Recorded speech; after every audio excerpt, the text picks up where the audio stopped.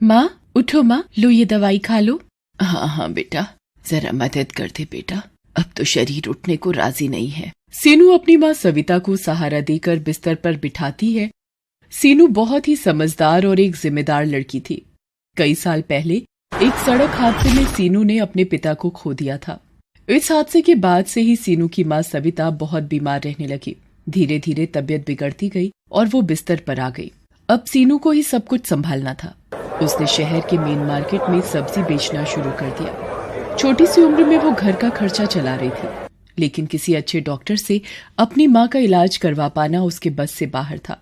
दवाई खाने के बाद सविता सीनू के सिर पर हाथ रखती है और कहती है, तूने कुछ खाया बेटा? हाँ माँ, खा लिया। तुम मेरी चिंता मत करो, बस आराम करो और सबसे जरूरी बात, खुश रहा करो। मैं बाजार जा रही हूँ, कोई भी परेशानी हो तो पड़ोस से बिमला मौसी को बुला लेना, ठीक है? सविता सीनू को एकटक देख रही थी और अचानक रोने लगी। सीनू ने उसके आंसू पोंछे और उससे पूछा, क्या हुआ माँ, क्या सोचने लगी तुम? मुझे माफ कर दे बेटा, इतनी सी उम्र में तुझे कितनी मेहनत करनी पड़ रही है और मैं सारा दिन बस बिस्तर पर ही पड़ी रहती हूँ। काश तेरा कोई भाई होता तो आज हमारी ये हालत ना होती। ये कैसी बातें कर रही हो माँ? तुम बीमार हो इसलिए कुछ नहीं कर पा रही हो, और मेरा भाई होता तो वो भी यही करता जो मैं कर रही हूँ। जो है सब अच्छा है, अब तुम आराम करो, मैं चलती हूँ और ज्यादा सोचना मत। इतना कहकर सीनू सब्जियों का ठेला लेकर बाजार की तरफ चली गई। उसने भले ही अपनी माँ को दिलासा दे दिया था, लेकिन सच तो ये था कि उसे भी किसी सहारे की जरूरत थी। एक भाई की कमी उसे भी महसूस होती थी, लेकिन हालात से समझौता करना सीनू को आता था। वो सब कुछ भूलकर सब्जी बेचने लगी। तभी वहाँ एक बाइक आकर रुकी। बाइक पर करीब 22-23 साल का लड़का था, जो बाइक रोककर किसी से फोन पर बात करने लगा। अरे कैसी बातें कर रहे हो? ऐसा बिल्कुल नहीं होना चाहिए। वो सारा सामान गरीब बच्चों के लिए है, उन तक ही पहुंचना चाहिए। तुम रुको, मैं आता हूँ जल्दी, फिर देखता हूँ। वो लड़का आदित्य था, जो एक सॉफ्टवेयर कंपनी में काम करता था, साथ ही एक समाज सेवी संस्था से भी जुड़ा था। सीनू ने उसे देखा तो उससे बोली, भैया, ओ भैया, कुछ सब्जी भाजी ले जाओ घर के लिए, सबकी सब एकदम ताजी हैं। नहीं गुड़िया, अभी घर नहीं जा रहा हूँ, कहीं और जाना है, फिर कभी ले जाऊंगा। आदित्य की बात सुनकर सीनू का चेहरा उतर जाता है। आदित्य जैसे ही जाने के लिए अपनी बाइक स्टार्ट करता है तो वो स्टार्ट नहीं होती। वो कई बार कोशिश करता है, लेकिन सब बेकार। उसे देर हो रही थी। अब वो परेशान होने लगा। ये देखकर सीनू ने उससे कहा, भैया जी, आपने मुझसे सब्जी नहीं खरीदी ना? तो देखो, आपकी फटफटिया भी बुरा मान गई। लेकिन आप चिंता मत करो, आप 2 मिनट रुको, मैं किसी को जानती हूँ जो आपकी मदद कर सकता है। सीनू आदित्य को अपनी सब्जियों के पास छोड़कर चली गई। कुछ ही मिनटों में वो अपने साथ एक मैकेनिक को ले आई, जिसकी दुकान पास में ही थी। उसने आदित्य से कहा, लो भैया, ये हैं गाड़ियों के डॉक्टर, ये सब ठीक कर देंगे। आदित्य सीनू की बात पर मुस्कुरा देता है। मैकेनिक अपने काम पर लग जाता है। आदित्य सीनू से कहता है, गुड़िया, तुम्हारा बहुत बहुत शुक्रिया। तुम मदद ना करती तो पता नहीं कितनी देर लग जाती। वैसे नाम क्या तुम्हारा? और तुम्हारे पापा कहाँ हैं? मेरा नाम सीनू है, और मेरे बाबा वो तो भगवान जी के पास चले गए कई साल पहले। ओह, और तुम्हारी माँ? और कौन है तुम्हारे घर में? बस माँ और मैं। माँ भी बहुत बीमार है, वो तो बिस्तर से उठ भी नहीं सकती। अरे, तो तुम रोज यहाँ अकेले ही सब्जी बेचती हो? तुम्हारी मदद के लिए कोई नहीं है? नहीं भैया जी, कोई नहीं है मेरी मदद करने को। आप ही कर दो मेरी मदद, कुछ सब्जियां खरीद लो। 4 घंटे हो गए यहाँ खड़े खड़े। आज तो बोनी भी मुश्किल लग रही है। रक्षाबंधन आने वाला है, सोचा था सब्जी बेचकर जो पैसे मिलेंगे उनसे खूब सारी राखियां ले आऊंगी, तो उन्हें बेचकर और अच्छी कमाई हो जाएगी। और फिर मैं। फिर क्या? बताओ गुड़िया, क्या करना चाहती हो पैसों से? भैया, मैं अपनी माँ को पहले जैसे चलते फिरते देखना चाहती हूँ। मैंने सोचा था कि अगर थोड़ी कमाई हो जाएगी तो उन्हें अच्छे डॉक्टर के पास लेकर जाऊंगी। इतना कहते ही सीनू रोने लगती है। इतनी कम उम्र में सीनू में इतनी समझदारी देखकर आदित्य दंग रह जाता है। वो मन ही मन सीनू की मदद करने का फैसला कर लेता है। वो सीनू की सब्जियों को अलट पलट कर देखता है और उससे कहता है, अरे मैं तो भूल ही गया था, मैं एक समाज सेवी संस्था से जुड़ा हूँ। वहाँ कल गरीब बच्चों को खाना खिलाने वाले। तुम रुको जरा 1 मिनट। आदित्य तुरंत किसी को फोन लगाता है और कुछ देर बात करने के बाद सीनू से कहता है, चलो भाई गुड़िया, हो गया तुम्हारा काम। तुम फटाफट पैसे जोड़ो और मुझे बताओ, ठीक है? अभी थोड़ी देर में एक लड़का आएगा और तुम्हारी सारी सब्जियां लेकर जाएगा, ठीक है? अरे वाह भैया, आपका बहुत बहुत शुक्रिया। आपने तो मेरी बहुत बड़ी मदद कर दी। अरे नहीं गुड़िया, सब्जी तो कहीं ना कहीं से खरीदनी ही थी तो तुमसे ले ली। वैसे अब खुश तो हो ना तुम?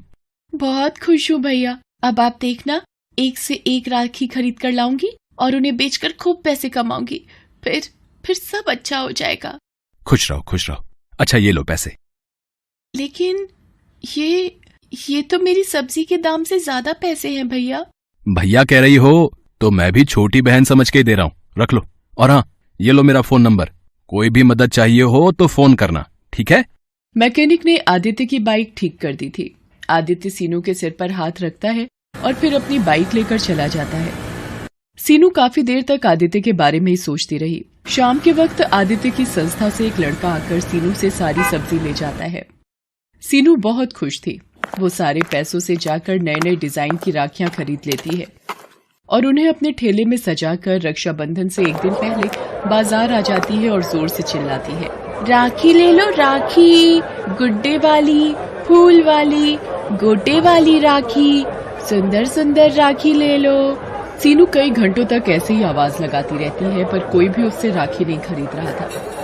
दरअसल कुछ ही दूर राखियों की एक बड़ी सी दुकान थी जहां सीनू से ज्यादा वैरायटी की राखियां थी, इसीलिए सभी लोग उसी दुकान से राखियां खरीद रहे थे। ये देखकर सीनू फिर से उदास हो गई थी। शाम हो गई पर उसकी एक भी राखी नहीं बिकी। वो अपनी राखियों के साथ घर पहुंची तो उसे उदास देखकर सविता ने पूछा, क्या हुआ सीनू? जाते हुए तो बड़ी खुश थी तू। क्या बताऊं माँ, पूरा दिन धूप में चिल्लाती रही पर किसी ने एक भी राखी नहीं खरीदी मुझसे। सब लोग उस रामलाल की दुकान पर ही जा रहे थे। कल रक्षाबंधन है, अगर कल भी मेरी राखियां नहीं बिकी तो क्या होगा माँ? हिम्मत मत हार बेटी, भगवान किसी को तो भेजेंगे।